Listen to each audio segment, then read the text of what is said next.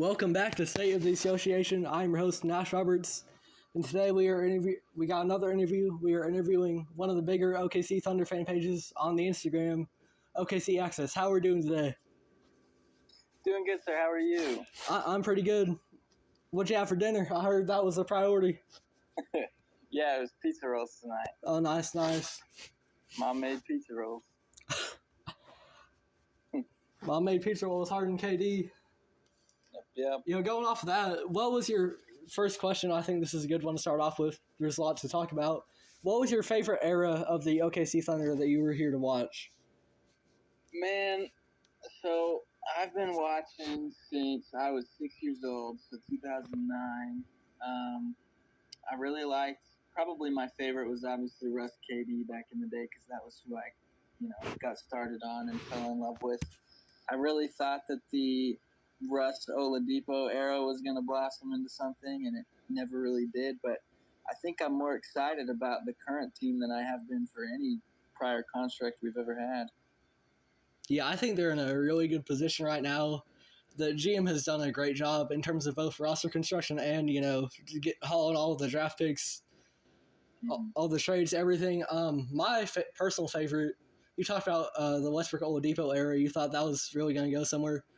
I thought Russ PG was going to go somewhere at the time, although obviously that didn't ultimately work out. My favorite era, I would say, just as a fan to watch, was the SGA, Dennis Schroeder, and Chris Paul era. Yeah, that was a good year.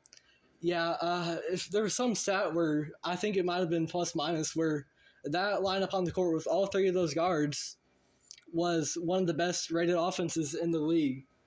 Mm-hmm. And I think that's a testament to, Schroeder and Chris Paul especially. They're not the most physically imposing. They're not that tall. But they can all defend at a high level, including Shea as well. So you're able to play them on both ends of the floor and not be at a detriment whatsoever. Right. Yeah, I remember that famous stat that ESPN released before the season got underway that we had like a 0.2% chance of making the playoffs and ended up proving everybody wrong. It was a very defining moment in Thunder history, I think, because it was, post-Russ, post-PG, long post-KD. We kind of found a different identity at the time, and we've kind of ran with it ever since. Yeah, we have, because the Thunder, their identity to me has always been one of the underdog. I mean, it's one of, if not the smallest market in the NBA. But they've always been able to build well-constructed teams, and teams are always at least fighting for a playoff spot. We've been really lucky, The franchise hasn't been around long, but it's been very successful in its time. No championship, but overall it's been pretty good. Oh, yeah. In such a short history, having as many wins racked up, playoff series wins, things of that nature, just the sheer amount of talent that we've had come through here is pretty impressive. Yeah, talking about talent, who is your favorite Thunder player of all time? I think I have a guess. I know mine for sure. So, obviously, I'm one of those that says Russ. He obviously is a big deal to Oklahoma City as a whole. He definitely put me on with Oklahoma City. I love him. So he's number one. And then actually probably my second favorite was always Serge Ibaka at the time. I don't know what it was about him. I liked the way he carried himself, and I liked how impactful he was in his time here. Yeah, so my top three would go Russ, and then number two I got Dennis Schroeder. I still root for him to this day. And then number three I got Steven Adams. I love Aquaman. Big Kiwi. Yep. I was sad when they shipped him off. I remember, I forget what grade I was in at the time, but my math teacher, and we hardly ever talked about sports in there, but even she was like, didn't the Thunder trade off their center that they had for a while? And we were all sad about that. Mm-hmm. Yeah, it was a new era coming in. Yeah, talking about the big man, Steven Adams, what are your thoughts on the big situation right now? We got Chet, we got the center, Jalen Williams, and one of the big points of contention at the trade deadline was the Thunder making a move for another big, which ultimately didn't happen. What are your thoughts on that situation? So, at the time, I don't know, I had a list of of guys that I liked at the deadline. Andre Drummond was one of those because I was like, he would help shore up the interior a little bit, but he wasn't anywhere really close to the top of my list. I really liked Dorian Finney-Smith at the time because he was kind of heating up in some trade rumors, and I don't even remember who else was going on. Ultimately, though, we ended up getting Gordon Hayward, who I did like at first. Obviously, that didn't pan out, but it still benefited the Thunder because we cleared his 30-something million contract off the books and was able to maybe overpay a little bit for Isaiah Hartenstein, but it worked out in the end. It did. I was a fan of the Hayward move as well, although ultimately that didn't work out. Do you think there's ever a chance of redemption for Hayward? No, man. I see he's getting into the filmmaking game or whatever. I think he's already in his mind long past his NBA career. I know that Denver had some interest in him for a little bit at the end of the season, or at least there was some rumors going around. But I don't think we'll see him back in a jersey.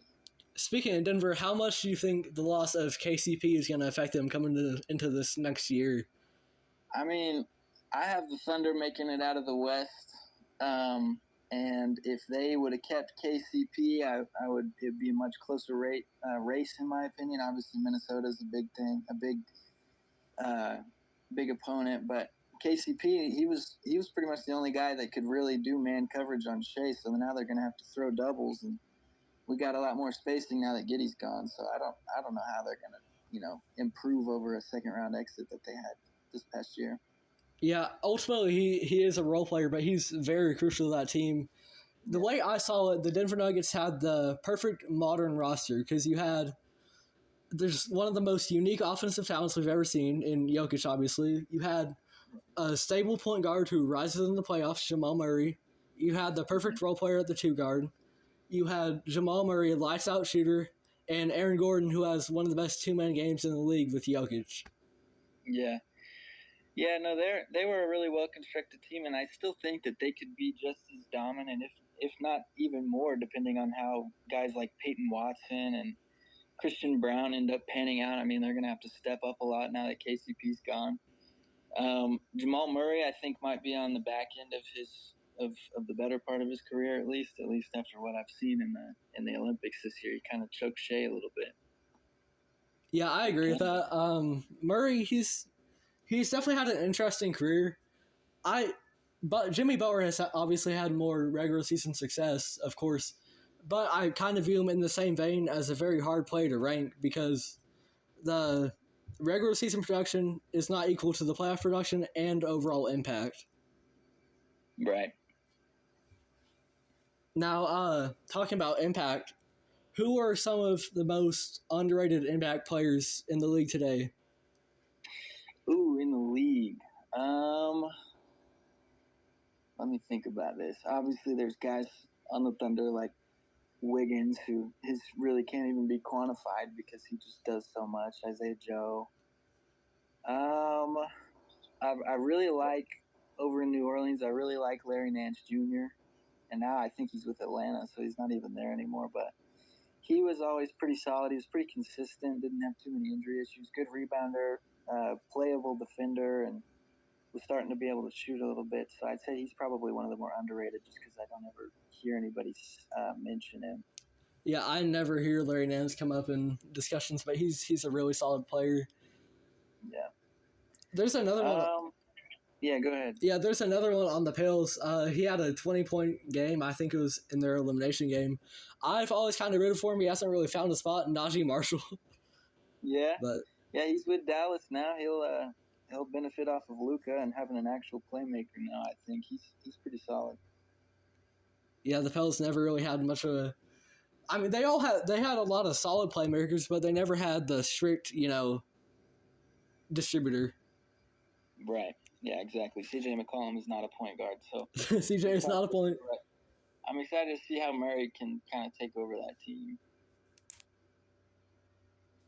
Yeah, you talked about Jamal Murray maybe being on the back end now after his international performance. What are your thoughts on just international performances as a whole and how we gauge players in whether it's all-time discussions or just how we look at them currently?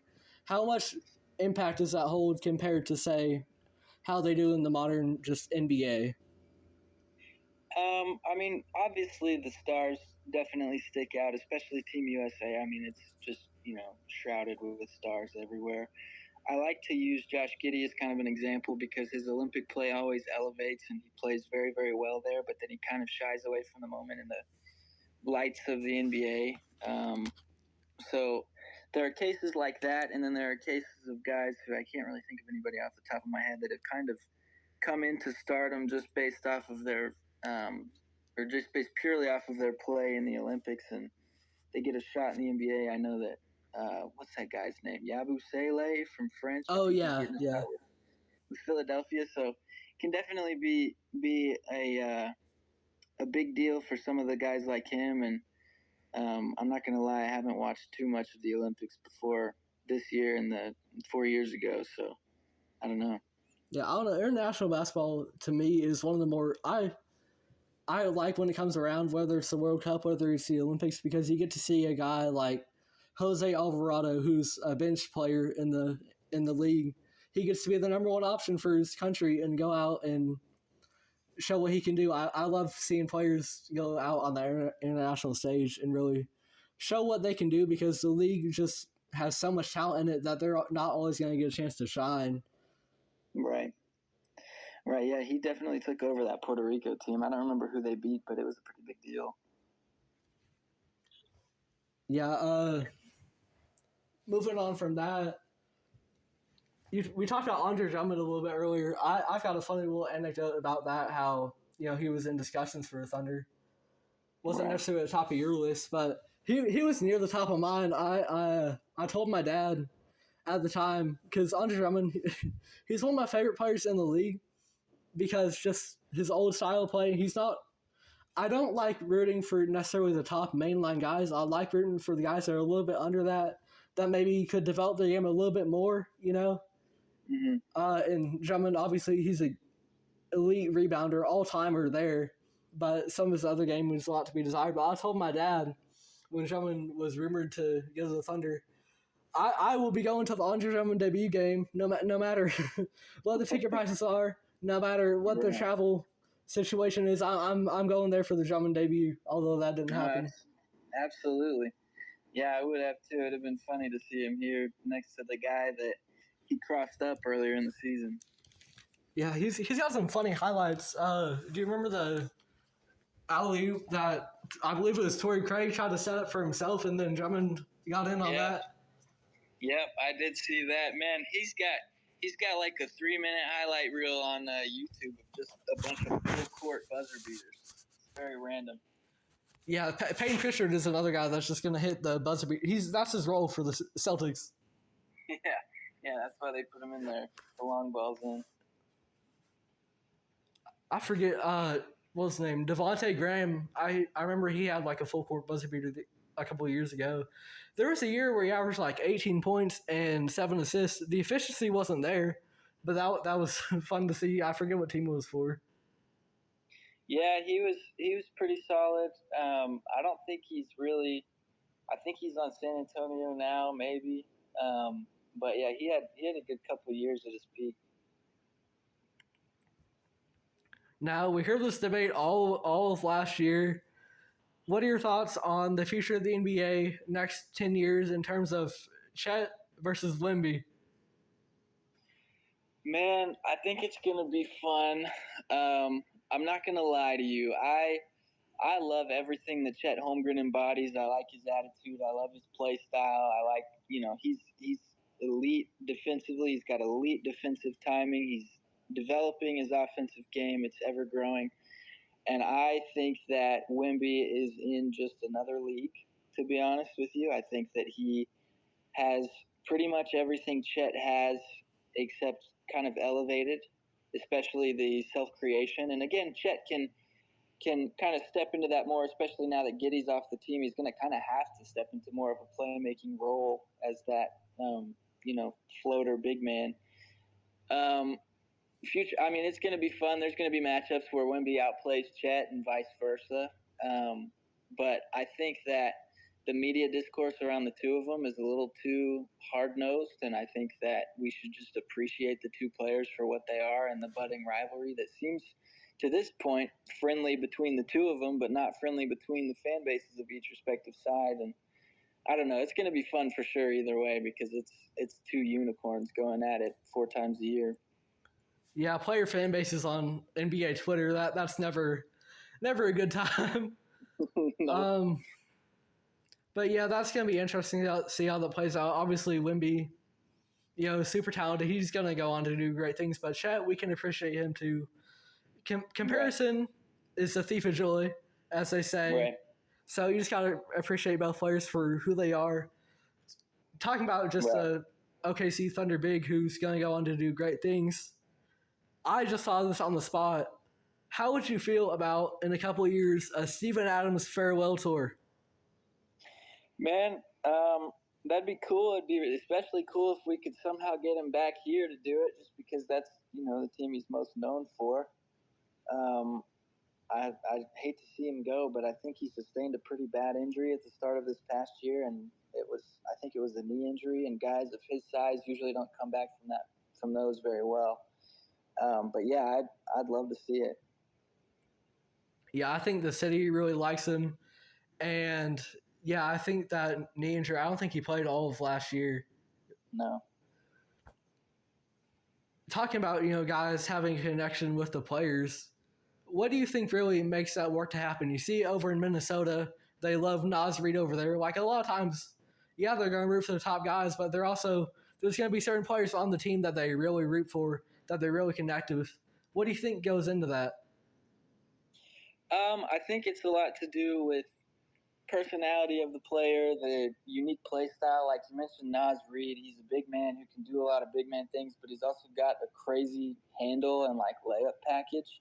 It also kind of boils down to the memeability of the player, and for lack of a better word, I think I just made that up on the spot, but he kind of became a meme pretty early on, and that's how people started learning about him and knowing who he was, because you just see random Nas Reed comments in comment sections all over the place anytime he was mentioned. So guys like him for sure. Guys like Alex Caruso, he's got a pretty big fan base, and I think it's strictly because he's bald and has a headband. So every player kind of has their own niche in that regard. Yeah, I love Caruso, and I want to say just strictly for what he brings to the table as a player. But yeah, there's some of that as well, the memeability of it all. Right. Who are you, as a fan, rooting for? Let's start off with just team based. Who are you rooting for that you think is going to show out, have a really good year for Thunder? I honestly believe that Chet's going to take a big year 2 leap. Just again, due to what I said earlier, with him having to take on more of a playmaking role, I think that he's a gym rat. He's going to be in the gym working on every aspect of his game that needs to grow, especially every aspect of the game that the Thunder need him to grow, because he's very team oriented. We've seen that from all of his interviews. I think that he's got the right interests in mind. I think he's not very selfish. I really like his mindset, and I think that he's gonna do great things this year for sure. Another guy that I think will take a leap is probably J-Dub. I want to see him develop, because I think he averaged 18 or 19 this year as the second option, and he was fourth quarter dub and all of that, and that's great for a year 2 guy. But in year 3, I want to see him maybe up that scoring total to 23 to 25, maybe, just to help take a little load off of Shea and really kind of develop his own confidence and his scoring arsenal. I kind of want to see all of it from him. As far as guys not in the starting lineup, I'm still a big Aaron Wiggins believer. I think that I've seen a lot of flashes of him, like being able to create for himself. He also has like a crazy ability to finish at the rim under pressure, and I think that if he could just drive the ball a little bit better than he does, then he could open up a world of opportunity for himself. And I just really like him, so I might be biased. So I'd say probably those 3 are on my watch list for sure. Yeah, I mean, Chet's a given. With J-Dub, I would love to see him make the leap to, say, be a borderline all-star. I mean, there were some people that were having discussions of that this previous year. Mm-hmm. And then off the bench, yeah, I'm a big Aaron Wiggins believer as well. Also, Isaiah Joe, I'd love to see. Right. Yeah, Isaiah Joe's good. He's pretty consistent. He's got a great shot, obviously, and if he can just keep hitting that at a high clip, he's going to keep opening up a world of different type of offense the Thunder can run, because he's far and away the best shooter we have on this team. For sure, for sure. League wide, though, who are you really looking to and saying, hey, this is going to be a guy who's going to show out this year and do really good? I don't think that it's like unexpected at all, but it kind of is, just because he missed like all but 6 games last year, and that's Ja Morant. Obviously, he's a star. He's a 2-time All-Star, 3-time All-Star, something like that, and everybody knows who he is and what he's capable of. But I think we kind of forget just about him and the Grizzlies as a whole, because that team is like so well constructed and well coached to be built around a player like him. And so to see them struggle this year was no surprise, because they didn't have him at all. And so I think when he comes back, that team genuinely could be a top 3, top 4 or 5 team in the West. So I'm looking to them the most. They're also super exciting, and a lot like the Thunder, they kind of have developed their own personality. They have their main guy and a bunch of fun supporting cast guys that are still really good and could develop into their own. I like Bane a lot. Another guy, I'm thinking Anthony Edwards. He's 22. Timberwolves are really good already and don't really need him to take a leap from where he was at last year. But if he did, they'd be a really hard team to beat and make it out of the West against. So probably them as well. Yeah, the Western Conference is just insane because there's maybe 2 teams that, you couldn't make a case for making the playoffs, and then everyone else, there's an argument. Right. Yeah, even San Antonio this year has an argument for it. Yeah, because who was it? Let's see. San Antonio, they drafted Stephon Castle, right?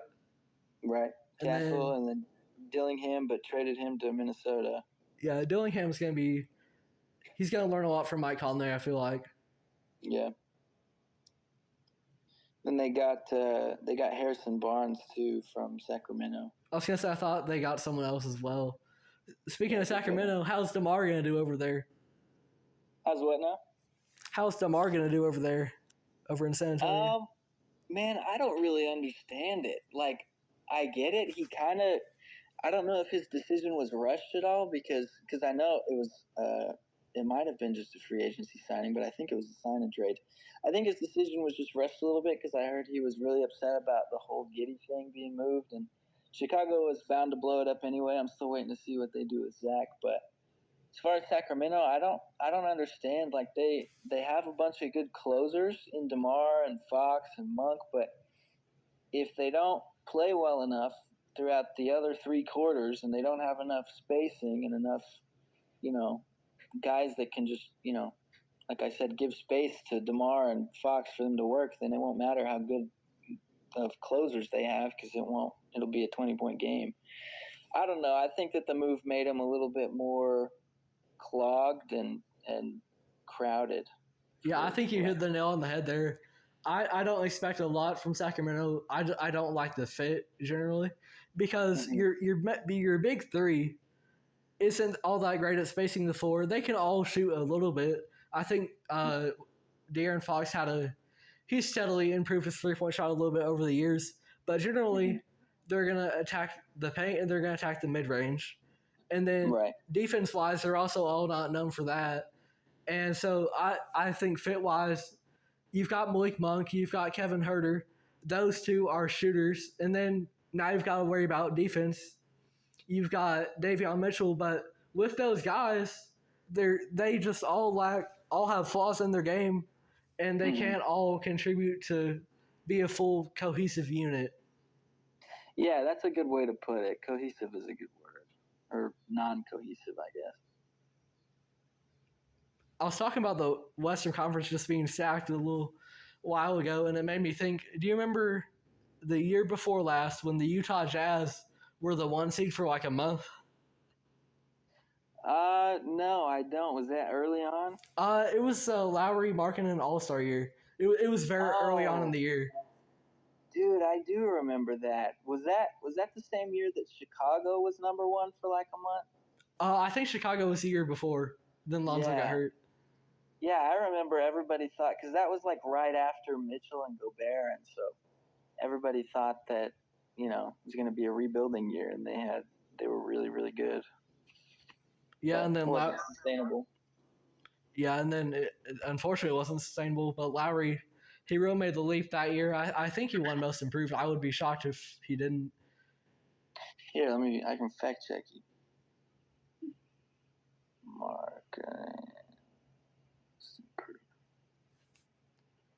Yeah, he did. Most Improved 2022-23. Yeah, okay, that would have been a robbery if not.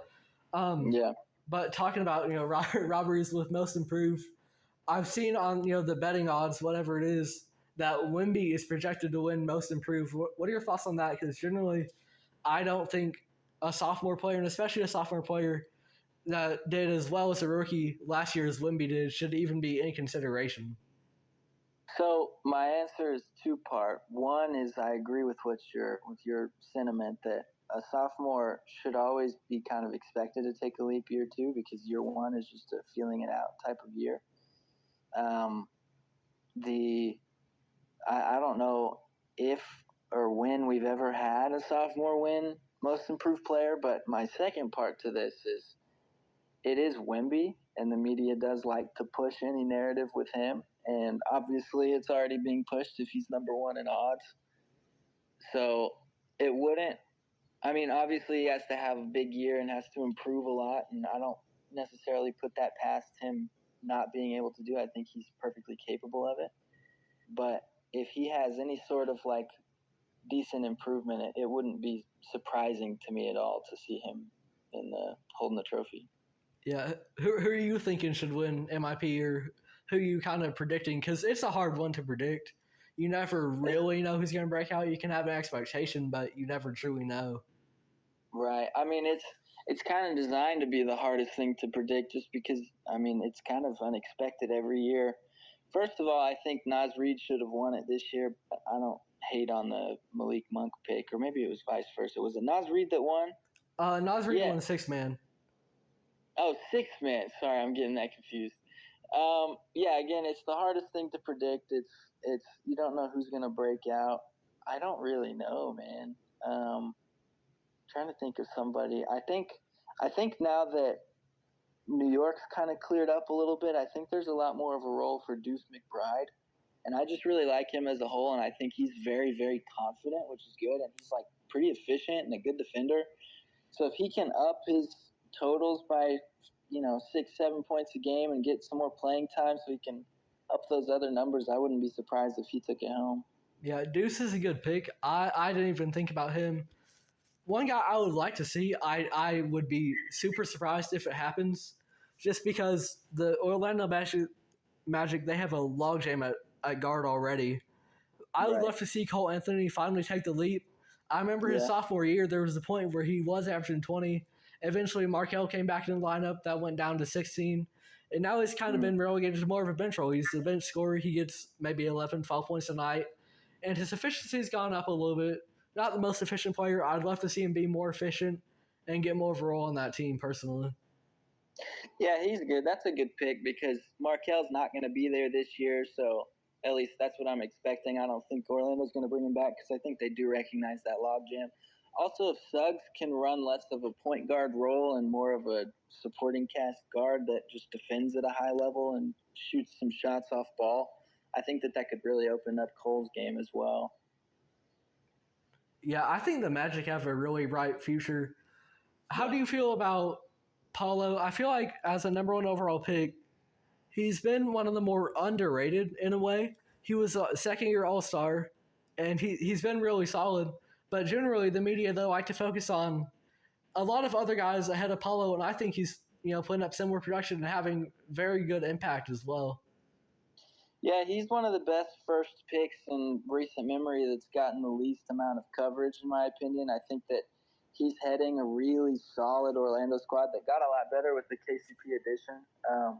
Really, that team was solid last year. I mean, they were fifth in the East, and they took Cleveland to 7 games. And that team, if they wouldn't have played Boston the next round, probably would have been in the conference finals. I I've always kind of said that Orlando's my second favorite team in the NBA just because I really like the young core over there. But Paolo's probably the best leader that they could have and the best kind of archetype or mold for that team currently. And he and Franz go pretty well together, I think. Yeah, Orlando's one of my favorite league pass teams. Small market. They got a young, exciting on the rise team. Right. So with Paulo, who does his game remind you of the most? I've seen comparisons to Carmelo. I think he's not going to be as good as him all time, of course. I think he reminds me more of LeBron in terms of how he can play make as well. Right. I honestly said that before before he came into the league. I said that he looks the most like LeBron. I wouldn't put it past him to become better than Carmelo. I don't know how plausible that is for him, especially considering there's always probably going to be a lot more talent around him, and I don't think he's as good of a first option. But you never know. He's definitely not going to be better than LeBron, but I did see a lot of similarities when I first scouted him, and obviously that year the Thunder had the second pick, so he was actually slated to potentially be available at the time. Yeah, it was Jabari that was supposed to be the first, right? Right. Well, Jabari was supposed to be first. Chet was always kind of designated here. Everybody kind of saw that coming because a week or so before the draft, it was reported that he wasn't even giving his medical records to any other team besides Oklahoma City. So that's kind of who we all expected. But I was definitely hoping for Paolo at the time, which wouldn't have been the wrong pick, I don't think. No, I mean, you really can't go wrong with any of those guys. Jabari's obviously had the worst start, but even he's a really solid role player over in Houston right now. Right. And you never know. He's going into his third year. He's 21 years old. He's got a lot of career ahead of him. Yeah, and Houston's just another young team. The West is so stacked with so much talent, and the league as a whole, really. Right. Yeah, I like what Houston's got going on. Jalen Green, I'm still not sold on him yet, and I do like Şengün a lot. I think I need to see Şengün develop a 3-point shot before I really, really believe in him. Jalen Green, obviously, he's got that high flying athleticism. He's a very flashy player. He's very marketable, so we see a lot of him. But I don't know, man. They got a lot of solid young players, so it's going to be interesting to see who kind of steps up in the next year or two. Yeah, I'm a Green believer. I've been disappointed by his career overall because this past year I thought maybe the counting stats go down a little bit, but he should at least be more efficient. But the counting stats went down and his efficiency went down. Right. And it was only at the end of the year he really started picking up. He looked like one of the best players in the world for a 2-week span. Man, he was cooking in March. He was going ridiculous. He pretty much single-handedly beat the Thunder in that overtime game. I think we lost by 6. But they had 11 straight wins. Still didn't even make the play-in because I guess they just had that bad of a year beforehand. But I think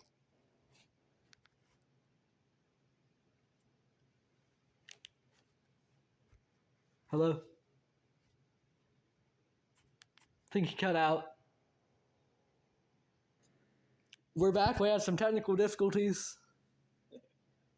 All right, so you're talking about Jalen Green. The Rockets, I think, they're another team with a bright future, and you can say that about a lot of teams, organizations now. They're just very competent. Aside from a few, you see a team like Chicago, they just moved off DeMar, but they're still yet to fully commit to that rebuild.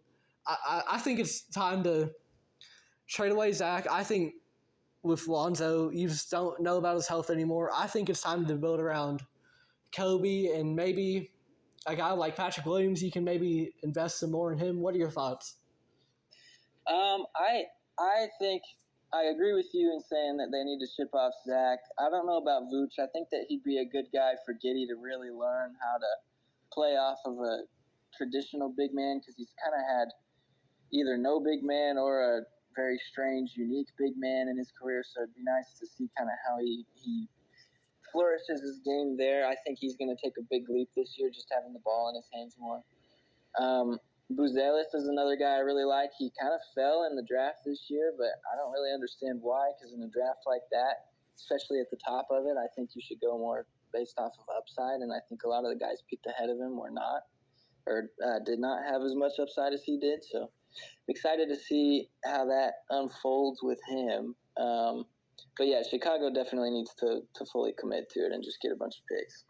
Yeah, talking about Buzellis, with the draft process, a lot of times the risers and fallers, it's nonsense to me a lot of the time in terms of how 1 week you can be super high in this player and then they put up steady, solid production that is in line with what you've been seeing, and then all of a sudden they fall down the draft board or they rise. Yeah, that's how it goes. Do you keep up with the NFL much? Not really, no. I mean, I'm in a fantasy league this year, but I'm not super into it. I like Stroud. Yeah. Who you got in fantasy? I am actually gonna have to check. I know I have Hertz. I have oh shoot, I have Puka, and then I have another really good receiver, but I can't remember who it is. We did this draft like a week ago or so. Let me see. Okay, I got Jalen Hurts, Garrett Wilson, Puka, Najee Harris, some guy named Spears from Tennessee, Sam Laporta. I got Tank Dell, who is starting, and I'm pretty excited about him. I think he's going to be pretty good. I got Caleb Williams because I was like, man, if he has a good year with Chicago, then I can put him in over Hurts or something. Yeah, I'm in 3 different fantasy leagues, and they all use 3 different apps. I had to get Yahoo, I had to get ESPN, I had to get a sleeper. Yep. Yeah, this one's in Yahoo. It's my first time using this one. I've done fantasy before in ESPN. Yeah. Do you do fantasy basketball as well? I did for a year. It was a lot to keep up with because there's a lot more games, and so I just kind of quit midway through the season, and I haven't done it since. Yeah, on Yahoo, there's a setting you can have it auto select the players each day that have a game, so you don't have to go in and manually set it up. Oh, there we go. That was a lifesaver. I might have to get on that. Who's your pick for MVP? I know that's a basic ask, but it's always a topic for discussion. Oh yeah, no, it's a good question. I actually was just talking with a buddy of mine about this. We were hooping the other day and just kind of casually talking about it. I honestly believe that the media believes that it's Luka's year. I think also Luka believes it's Luka's year. I think we kind of believe it in the back of our minds. And also, I mean, if he has a year like he did last year, he had a case for it last year. And I think if the Mavericks are good, which they should be a lot better. I would say Luka. Yeah, I wasn't the biggest Luka guy for a while. I always hammered the point of team success. He shouldn't be in MVP conversations. He's putting up great stats, but the team isn't winning that much. But this past year really proved me wrong. The Mavericks had a great regular season, and he had a great playoff run. I think this could very well be Luka's year. Yeah, no, it's also a lot about who you have built around you. I know it's MVP, but it doesn't necessarily mean you're the best player in the league. He has a case for it, but he didn't really have a team around him. I mean, they were working with Dwight Powell as the starting center before they got Gafford. And they got Washington too. I mean, they just got a lot better at the deadline. I think they went like 21-8 or something after that. So definitely has a lot better of a team around him to be able to rise up in the Western Conference standings and make his case that much more, have, more icing on the cake. Yeah, the center depth is huge because you go from Dwight Powell to having a very solid rookie in Derek Lively and also having Daniel Gafford. So that's been huge for them. You talked about discussing the MVP with one of your friends while you were hooping. How are you at hooping? You any good? Man, I used to think I was really good. I can defend pretty well. I can kind of shoot. I can kind of pass. I can kind of dribble. I can just kind of do it all, Yeah, but it's fun. yeah, that's fair. My shot is very inconsistent. It's either going in or nothing is. Yeah, I talk about basketball. I don't play it as much. Yeah, I'm the same way. But you going to the OKC Thunder any of the preseason games to root for the team before the season starts? Yeah, so we got season tickets this year, so we got all of the preseason games. I split them with another friend of mine, and So he's got half of them. I've got a little more than half. I've got like 24 of the games, and he's got the rest. I think we're gonna try to go to the Atlanta one because that's here, and then we're also talking about doing that one in Tulsa again because that's where you and I met last year. Was the one at Tulsa? Yeah. So whoever we end up playing there, I don't remember who it is, but I think they're playing. It's like a New Zealand national team. Yeah, the Breakers. Yeah. That was James' former team. Yeah, no. So we wanted to do that. We were actually checking into courtside tickets for that today. I think they're in the 200s range. So. Yeah, I got baseline seats for that one. Nice, that's cool, man. Where'd you get them at? I reached out to. I forget what it was. So there was a pre-sale thing, and you could like set up the pre-sale. You couldn't get courtside from that, but then you put yourself on like a contact list, and then I got a call saying, "Hey, the like ones on the court that you would see on TV, they're taken, but we still got baseline," and it was $175 a piece. Oh, nice. That's not bad. So I guess we dropped the ball on the courtside then, but there's some good ones in like the second and third row, and that's what we did last year. So we'll probably end up doing that again. Yeah, last year I didn't know I got the club seats, so it was section 110. I saw 109. I saw 111. I didn't know where 110 was, and then I finally figured out, oh, it's probably in there. Yeah, I do remember that. We actually had to walk down to that area or like through that club to get to our seats last year. Yeah, one of my favorite moments from the preseason games in Tulsa is before J-Dub's rookie year.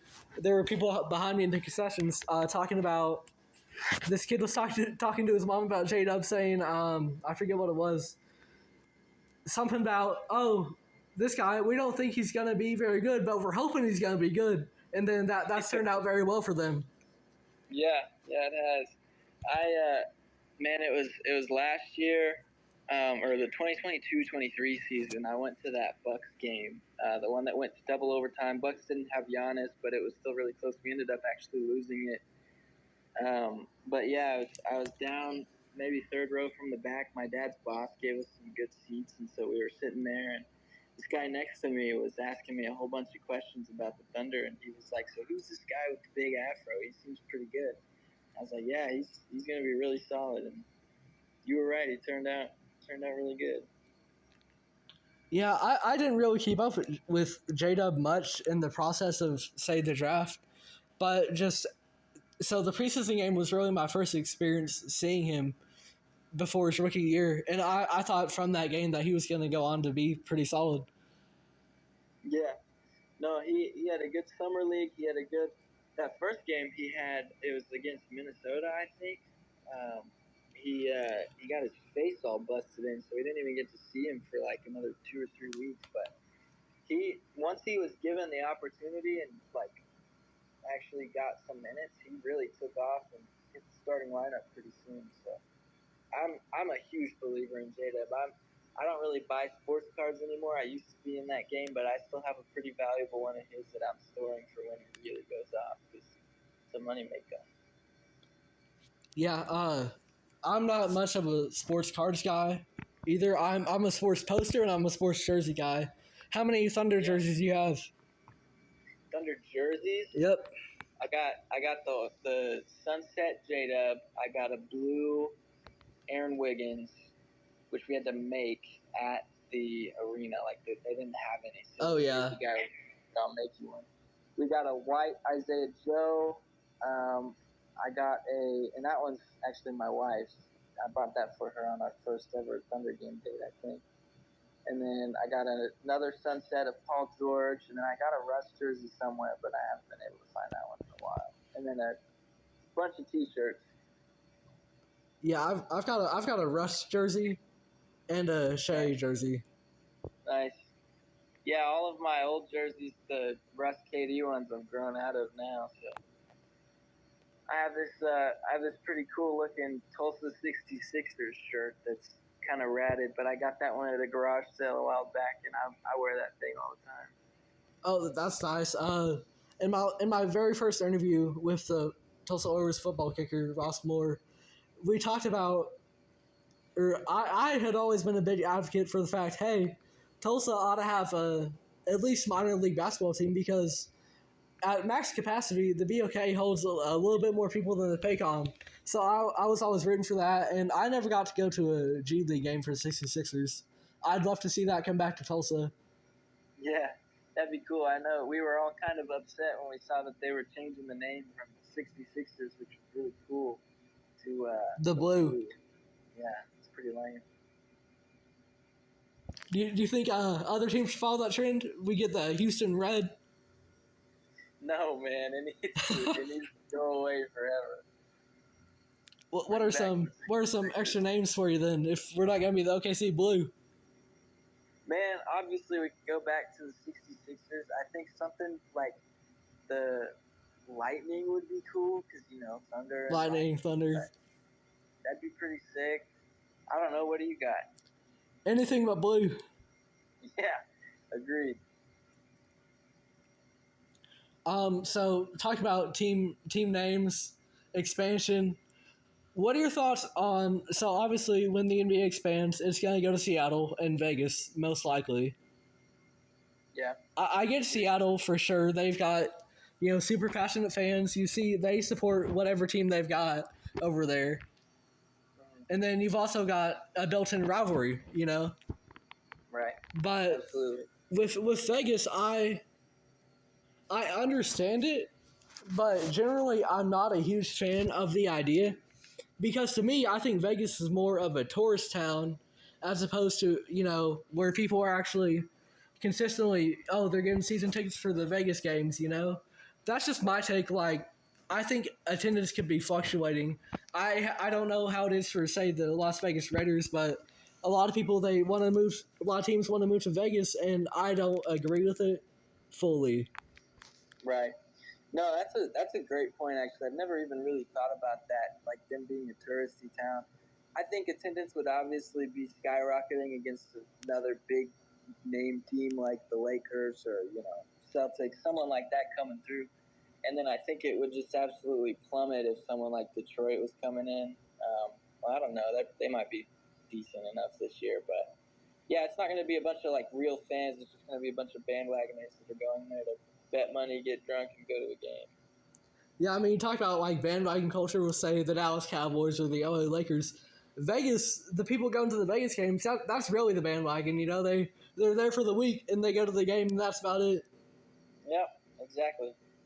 Yeah, as far as Seattle goes, though, I mean that'd be cool to see a team there.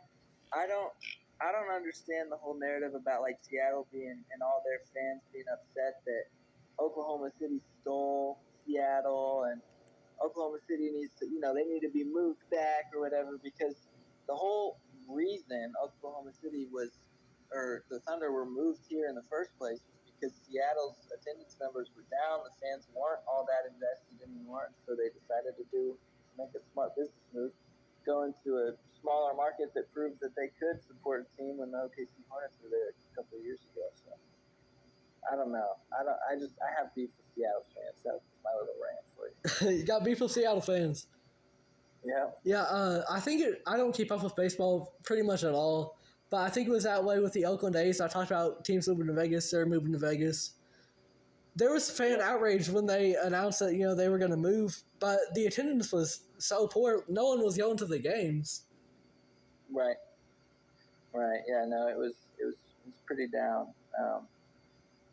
I guess Bennett and that ownership just decided to move on. Happy they did. So with the expansion, so we know the two cities are going to get teams right now. In the future, what are some kind of dark horse cities you'd like to see get a team? Oh man. Let me think. I'd like to see a team in Arkansas. I don't know. I don't even know what their capital is, but it'd be kind of cool to have another team so close to us. What is it? Little Rock. I don't know. Little Rock. I don't know. That'd be cool just because they're so close to me and especially close to you because you're up there in Tulsa, if I'm not mistaken. Yeah. Who else, man? Florida's got good teams. North Carolina's got Hornets. I don't know. maybe something like in Virginia. I don't know, man. I don't know cities that well. Oh, I think Washington was thinking about moving to Virginia, if I'm not mistaken. Oh yeah, no, I saw something that was actually like gonna come into effect in 2028 or 9. Like they're gonna straight up move down to Virginia. Oh, dang, they're doing that. All right. Yeah. I saw Philly the other day was thinking about moving to New Jersey. That'd be weird. That would be very weird. The Philly fans look right. You know, you see the Eagles fans, they're something, and then Right. so I don't think that's a big market too. So yeah, I guess Jersey is as well, but Philly, that's just such a historic city. I wouldn't see why they would move. No, they wouldn't. There's no way. I honestly, my dark horse is Jersey because that's always been predominantly known as a basketball city. A lot of great hoopers have come out of there, so I think that would make the most sense somewhere in Jersey. My dark horses are, I'd say Louisville. I think they've just got a good basketball culture over there, and St. Louis because they latch on to whatever team they can get.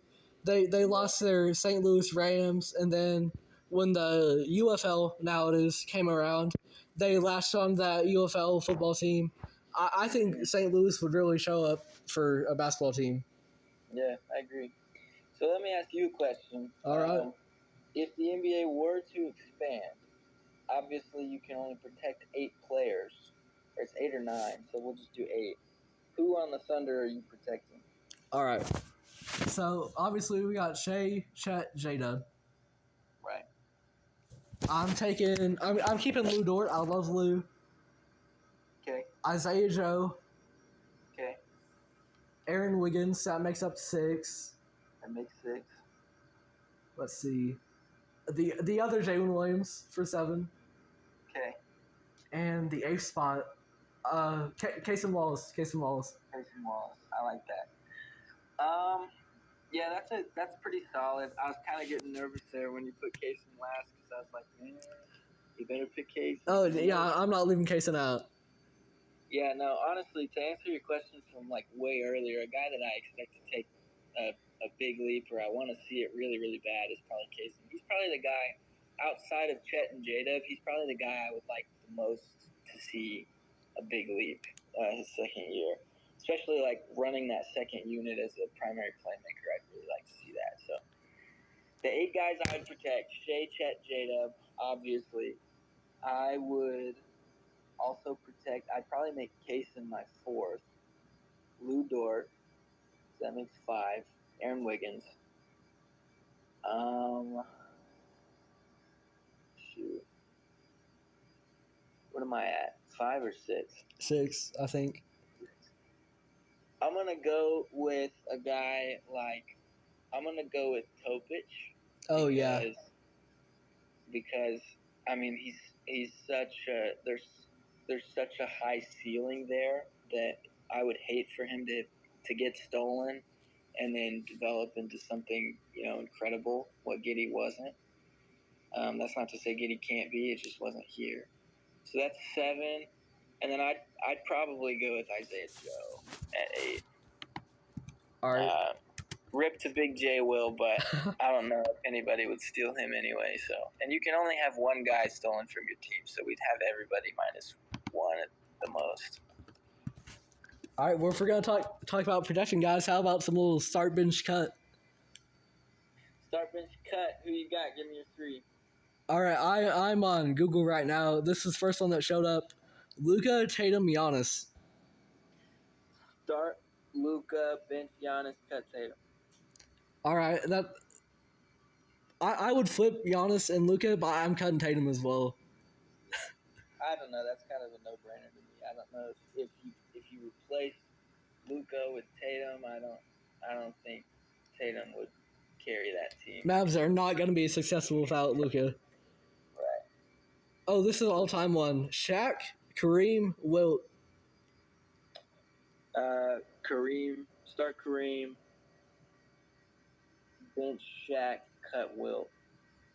I get it. Like, Wilt had crazy numbers, but I don't know, man. He didn't. I don't know. I mean, it's Kareem.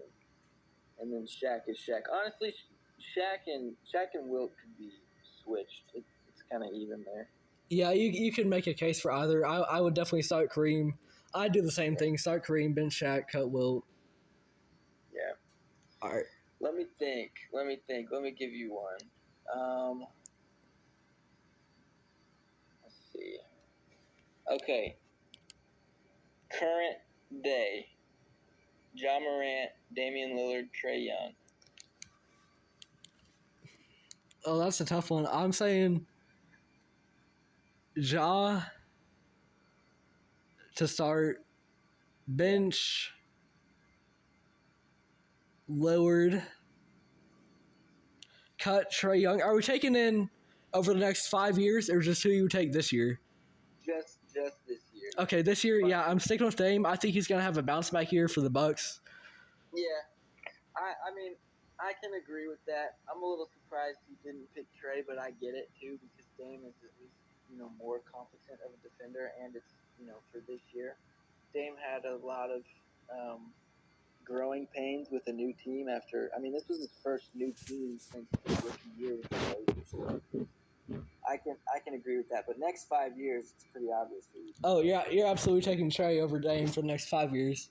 Yeah, no question. All right, the bigs: Giannis, Jokic, Embiid. I'm gonna take Jokic. I'm gonna start Jokic. I'm gonna bench Giannis. I'm gonna cut Embiid. And honestly, Embiid might be better than Giannis, but I cannot stand anybody more or less than Joel Embiid. So he's getting cut. Yeah, I'm the same. Absolutely. Yeah. All right. I got one more for you. Hang on. We got Russell Westbrook, Chris Paul, Steve Nash, Ooh, let's see. all in their primes. All their primes. Yep. I'm taking Russ first. He doesn't have the efficiency, but gotta go Russ. Yeah, but it's Russ. Yeah. Yeah. Bench, I would say Steve Nash, 2-time MVP, one of the greatest playmakers ever. Obviously, Chris Paul is as well. Right. And then I'm gonna have to cut Chris Paul. Sadly, I think he's a very good floor raiser, but you haven't seen the championship success. I guess you can say that for all of them, but I think accolades wise, Steve Nash is gonna have a little bit more than Chris Paul. Right. No, I agree with that. I'd probably cut Chris as well just because he's got less accolades, never won a ring. Neither is Russ. And I don't want to overvalue rings, but I do want to put Nash first just because of longevity. I think that's a big deal, and he won a title pretty late in his career as a key contributor. So I'd probably put him over Russ, but I mean they're neck and neck. All right, pure rebounders right here. They don't bring much else, but they can rebound the ball. Andre Drummond, DeAndre Jordan, and Clint Capella. Oh well, I'm cutting Clint because I don't know. Yeah, I feel like it's the main two. I think Clint's the easy cut. He doesn't compare. There's no comparison. It was Drummond, and who was the second guy? DeAndre Jordan. Yeah, Jordan. In his prime or now? Prime, I'd say. Man, I'd have to look at numbers, but I still think I'd go with Drummond, dude. He has just been a machine his whole career, and he's like late in his career now. He's like 32 or 3, and he's still putting up Wilt rebounding numbers. Yeah, Drummond's. I'm starting him as well, and I got one more for you. The shooting guards currently: Donovan Mitchell, D Book, and Anthony Edwards. Oh my gosh! And this is just for this year? Yeah, going into this year. Okay. I'm going to, for this year, and I'm not going to do it because the media is going to paint Anthony Edwards as the best player out of those three if there's Oh, no doubt. They already are. And I can agree with it to an extent because he's probably the most marketable guy in the league. So, sure, paint him that way. But I think as a true basketball fan, I don't think he's the best.